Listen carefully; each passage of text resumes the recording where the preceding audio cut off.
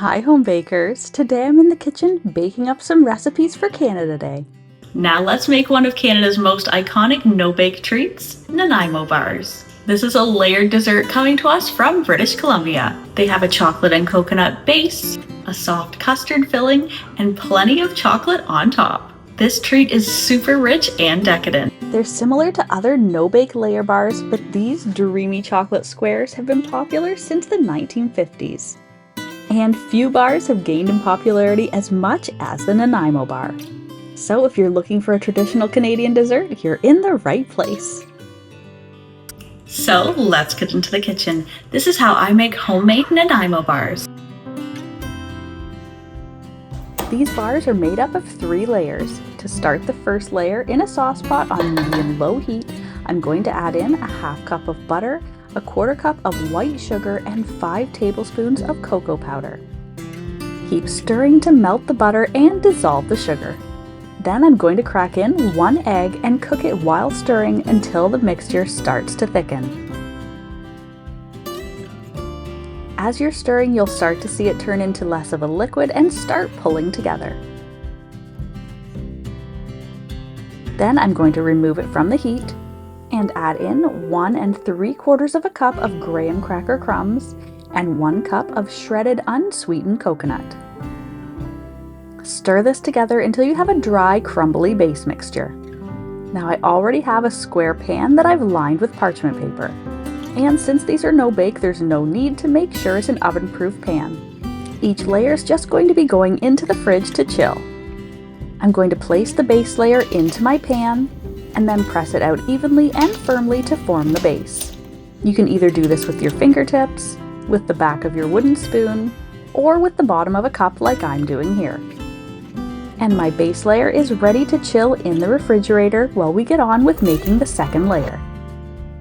In a large bowl, I'm going to cream together a half cup of softened butter, 3 tablespoons of 35% cream, 1/8 teaspoon of salt, and 2 tablespoons of custard powder.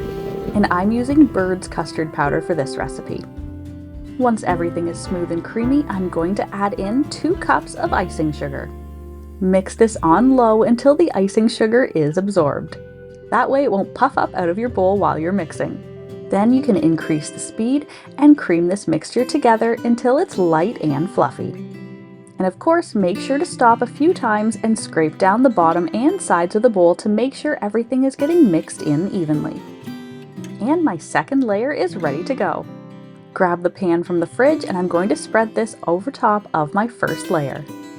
Spread it out evenly to the sides and corners of the dish, and then it's ready to get popped back into the fridge to chill while we make the third layer for the bars.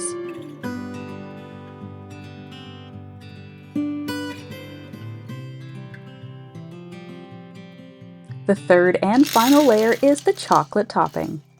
In a small sauce pot over low heat, I'm going to melt together 4 ounces of semi-sweet chocolate with 2 tablespoons of butter. I'm also going to sprinkle in a pinch of salt just to balance out the sweetness. Once the chocolate is smooth and melted, I'm going to spread this on top of the chilled other 2 layers of the bars. It's important to make sure that the other layers are chilled before you add on the chocolate layer. This will help the chocolate stay on top and it won't get mixed into the creamy custard layer underneath. And now for the final time, these bars are going to get popped back into the fridge to chill until the chocolate is set. To make it easier to slice these bars, you can pre-score the chocolate layer before it goes into the fridge. This will help make a smoother chocolate topping when you cut the bars later on. And as soon as the chocolate layer is set, they're ready to slice and serve. You would be hard-pressed to find a Canadian who hadn't heard or indulged in these legendary sweet treats. And they're even better when you make them at home. And as always, you can find a link to the full written recipe in the description box below the video. Enjoy! If you're a fan of deliciously simple vintage recipes and old-fashioned skills, then you'll want to check out this next video. Thanks so much for stopping by.